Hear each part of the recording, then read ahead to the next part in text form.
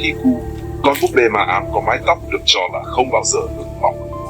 Vật thể bí ẩn này đã được truyền từ thế hệ này sang thế hệ khác, không chỉ ở Nhật Bản mà còn trong trí tưởng tượng của nhiều người trên thế giới, chiếm một vị trí trong số những câu chuyện rùng rợn nhất trong văn hóa dân gian thế giới. Tại sao một con búp bê lại có thể khơi dậy nhiều sự thích thú và sợ hãi đến vậy? Câu trả lời nằm ở sự kết hợp giữa bí ẩn, nỗi buồn và những hiện tượng dường như không thể giải thích được đã làm nảy sinh truyền thuyết về Okiku trong nhiều thập kỷ. Nếu bạn từng tò mò về những câu chuyện về những đồ vật được cho là bị ma ám, hãy đọc tiếp, vì ở đây bạn sẽ khám phá mọi chi tiết về nguồn gốc, sự thật và huyền thoại xung quanh con búp bê rất đặc biệt này. Nguồn gốc của truyền thuyết, bi kịch gia đình và món quà đã thay đổi mọi thứ. Mọi chuyện bắt đầu vào những năm 1930 tại Nhật Bản, một đất nước mà truyền thống và niềm tin vào thế giới siêu nhiên đã trở thành một phần của cuộc sống thường ngày. Nhân vật chính của câu chuyện này là Kikuko Suzuki, một cô bé chỉ mới 3 tuổi, không may được chẩn đoán mắc một căn bệnh nan y. Anh trai của cô, Eikichi Suzuki, 17 tuổi, tràn đầy tình yêu thương và sự quan tâm, đã đến thành phố Sapporo để tìm kiếm một món quà có thể giúp em gái mình vui lên trong thời điểm khó khăn nhất. Trong quá trình tìm kiếm, Eikichi đã tìm thấy một con búp bê truyền thống của Nhật Bản, mặc kimono và có kiểu tóc okapa, kiểu tóc dài ngang cằm cổ điển với phần mái được trải ngang trán. Đó là một con búp bê cao khoảng 40 cm, có đôi mắt bằng sữa đen sâu thẳm và vẻ ngoài vừa thanh tú vừa quyến rũ. Khi nhìn thấy con búp bê, Eikichi biết rằng đây chính là món quà hoàn hảo dành cho Kikuko. Phản ứng của cô bé không thể nào xúc động hơn được nữa. Ngay khi nhận được món quà từ anh trai, cô bé đã rất gắn bó với con búp bê và đặt tên cho nó là Okiku. Cô bé đã dành những tháng cuối đời bám chặt lấy búp bê, trở thành người bạn đồng hành không thể tách rời của cô bé trong suốt thời gian cô lâm bệnh, cho đến khi cô bé qua đời. Trong đám tang, cha mẹ cô bé muốn đem búp bê theo để bỏ vào trong quan tài của cô bé, nhưng vì bận rộn họ đã để quên nó ở nhà.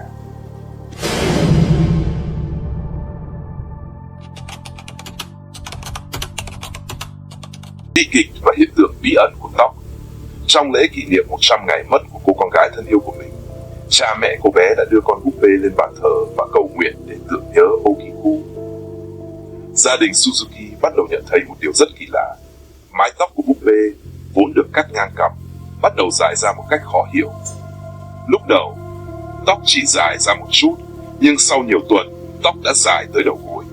Họ đã thử cắt nó, nhưng vô cùng ngạc nhiên khi thấy rằng sau mỗi lần cắt, nó lại mọc trở lại. Hiện tượng này làm nảy sinh niềm tin rằng linh hồn của Kikuko vẫn tiếp tục nhập vào con búp bê.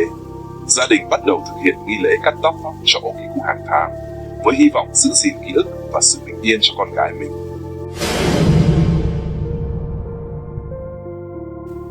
Việc chuyển búp bê Okiku đến đền Manenji và sự lưu truyền của truyền thuyết chiến tranh thế giới thứ hai đánh dấu một bước ngoặt khác trong lịch sử Okiku. Khi xung đột nổ ra, gia đình Suzuki buộc phải rời bỏ nhà cửa vì lo sợ cho số phận của con búp bê và cho cốt của Kikuko nếu chúng rơi vào tay kẻ xấu. Họ đã đưa ra quyết định mang bình đựng tro cốt và búp bê đến chùa Phật giáo Manenji ở vùng Hokkaido, đang tìm kiếm một nơi mà giá trị tinh thần và cảm xúc của họ được tôn trọng. Một khi vào đền thờ, các nhà sư đảm nhận trách nhiệm chăm sóc búp bê Okiku và thực hiện nghi lễ cắt tóc cho búp bê theo định kỳ. Theo thời gian, chính họ đã chứng kiến tóc vẫn tiếp tục mọc, ngay cả trong điều kiện khí hậu và môi trường được kiểm soát. Nhiều đến mức họ thậm chí còn công bố những bức ảnh chụp búp bê với nhiều độ dài tóc khác nhau. Một số câu chuyện huyền bí xảy ra trong ngôi đền, như giọng nói của một đứa trẻ cười đùa vào mỗi đêm hay tiếng bước chân chạy quanh phòng. Nhưng tất cả những hiện tượng bí ẩn đó không thực tế, bằng việc tóc của búp bê Okiku tiếp tục phát triển, nên người dân quanh đây gọi Okiku là búp bê mọc tóc. Một nhà sư theo truyền thống Phật giáo Shinto Nhật Bản cho biết, sự kiện kỳ lạ này là hiện tượng một linh hồn không thể siêu thoát vì đặt quá nhiều tình cảm vào con búp bê của mình. Câu chuyện được truyền miệng và lan truyền đến các ngôi đền và khu vực khác đã khiến danh tiếng của Okiku tăng vọt, trở thành một trong những điểm đến bí ẩn và được nhiều người tò mò và khách du lịch ghé thăm nhất. Đền Manenji trở thành nơi hành hương của hàng ngàn người mỗi năm. Tất cả đều bị thu hút bởi khả năng kiểm tra xem câu đố này có thực hay không.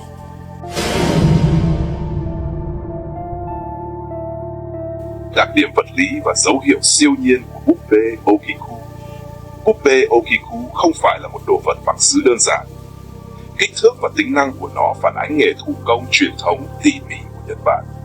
Nó có chiều cao khoảng 40 cm, mặc kimono và điều nổi bật nhất là mái tóc người, mà một số phân tích khoa học khẳng định thực chất là tóc của một bé gái. Bằng chứng này càng củng cố thêm truyền thuyết. Nhiều lời chứng thực cho biết rằng khi quan sát kỹ lưỡng, tóc của Okiku có đặc điểm là mọc tự nhiên, có thể nhìn thấy chân tóc và kết cấu chân thực. Một số du khách và nhà sư thậm chí còn khẳng định đã nhìn thấy những thay đổi tinh tế, độ ẩm trong mắt, chuyển động nhẹ ở môi, và thậm chí trong những năm gần đây họ còn nhận thấy miệng mình hé mở và có thể nhìn thấy răng bên trong. Ngôi đền không cho du khách chụp ảnh gần, cũng như không được phép chụp cận mặt búp bê, và nhiều người kể lại rằng họ gặp ác mộng sau khi nhìn búp bê quá lâu. Những quan sát này làm nảy sinh các giả thuyết về sự hiện diện của linh hồn, khiến chuyến viếng thăm Okiku có ý nghĩa hơn nhiều so với việc chỉ đơn thuần chiêm nghiệm về thời cổ đại.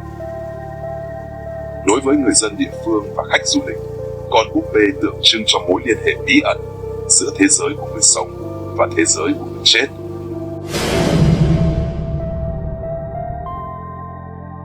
Chiều kích văn hóa kết hợp giữa huyền thoại và thực tế. Truyền thuyết về Okiku cũng không thoát khỏi ảnh hưởng của những câu chuyện khác trong văn hóa dân gian Nhật Bản. Trên thực tế, cái tên Okiku có liên quan đến một trong những nhân vật mang tính biểu tượng nhất trong những câu chuyện ma của Nhật Bản, nhân vật chính của The House of the Plate in Bensho. Trong câu chuyện này, Okiku là một người hầu gái. Sau khi làm vỡ một chiếc đĩa quý giá, cô đã bị ngược đãi và vô cùng tuyệt vọng. Cô đã gieo mình xuống giếng, chết ở đó, và linh hồn đau khổ của cô hiện lên mỗi đêm, đếm những đĩa thức ăn còn dang dở bằng giọng nói ma quái. Đây là câu chuyện về sự trả thù, nỗi buồn và những tâm hồn không thể yên nghỉ. Điều này càng củng cố thêm truyền thuyết về con búp bê cùng tên. Người ta cho rằng nỗi bất hạnh của gia đình Suzuki và tầm quan trọng của cái tên Okiku trong văn hóa Nhật Bản đã góp phần vào sự lan truyền câu chuyện của bà. Nhiều người coi việc đến thăm đền là một trải nghiệm tâm linh, không chỉ đơn thuần là mục đích du lịch. Những lời chứng thực và trải nghiệm hiện đại với búp bê Okiku. Trong những năm qua, sự phổ biến của búp bê Okiku đã vượt ra khỏi Nhật Bản. Đây là hiện tượng đã trở thành chủ đề của nhiều báo cáo, phim tài liệu và bài viết trên khắp thế giới. Hàng năm, khách du lịch từ nhiều quốc gia đổ về Manenji để chứng kiến hiện tượng được cho là kỳ diệu của sự mọc tóc. Một số du khách đã chia sẻ những trải nghiệm khó có thể giải thích được. Một số người khẳng định đã nhìn thấy những chuyển động tinh tế trên tóc ông, như thể tóc búp bê là vật sống. Những người khác cho biết họ cảm thấy có sự hiện diện lạ trong căn phòng nơi bức tranh được trưng bày, hoặc biểu cảm trên khuôn mặt họ thay đổi tùy theo thời gian hoặc cảm xúc.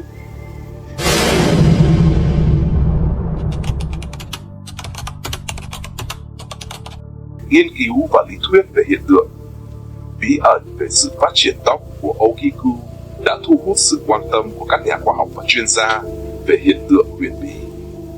Một số người cho rằng tóc thật đã được thay thế bằng tóc người. Điều này giải thích tại sao tóc lại dài ra nếu tóc bị sờn hoặc rụng. Những người khác lại cho rằng hiện tượng này thách thức mọi logic, đặc biệt là vì việc cắt tóc được thực hiện trước mặt nhiều người chứng kiến và tóc luôn mọc lại ngay sau đó.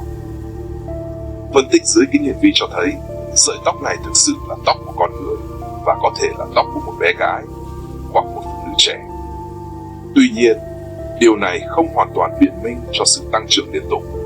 Vì vậy, cuộc tranh luận vẫn còn bỏ ngỏ về việc liệu có một lực lượng nào đó chưa được giải thích hay không. Hiện nay, đền Manenji tránh các thí nghiệm xâm lấn hoặc lấy thêm mẫu vì tôn trọng ký ức về Kikuko và niềm tin của các tín đồ. Bí ẩn này có lẽ sẽ còn phải mất một thời gian dài nữa mới có lời giải. Ảnh hưởng đến văn hóa và du lịch. Câu chuyện về Okiku đã không còn chỉ là một câu chuyện dân gian nữa, mà đã trở thành một điểm thu hút văn hóa và du lịch quan trọng ở Hokkaido. Người dân địa phương và khách du lịch đều coi trọng trải nghiệm nhìn thấy búp bê, coi đó là hành động tôn trọng truyền thống, hoặc chỉ đơn giản là tìm kiếm cảm xúc và những câu chuyện sâu sắc. Nhờ có Internet, mạng xã hội và blog, câu chuyện huyền thoại này đã đến được với hàng triệu người. Nó đã trở thành chủ đề thường xuyên trong các video và bài viết, một số đi sâu vào bối cảnh lịch sử của nó, và một số khác chỉ đơn giản là chia sẻ sự hấp dẫn với bí ẩn này. Mặc dù một số người nghi ngờ tính xác thực của nó và tin rằng nó có thể là một chiến lược để thu hút du khách, nhưng rõ ràng là búp bê Okiku vẫn là biểu tượng của sự quan tâm về văn hóa và tinh thần ở Nhật Bản. Câu chuyện về con búp bê có mái tóc không bao giờ ngừng mọc vẫn là một trong những câu chuyện trường tồn vì sự pha trộn giữa bí ẩn, truyền thống gia đình và các yếu tố siêu nhiên. Việc thiếu một lời giải thích xác đáng chỉ làm tăng thêm sự huyền thoại, khuyến khích những người tò mò, tín đồ và người hoài nghi đến thăm đền Meninji để tìm kiếm câu trả lời, hoặc chỉ đơn giản là để trải nghiệm những điều chưa được giải thích. Nếu có cơ hội du lịch đến Hokkaido, hãy chắc chắn rằng bạn tự mình trải nghiệm xem liệu bí ẩn của Okiku có thực sự như truyền thuyết mô tả hay không.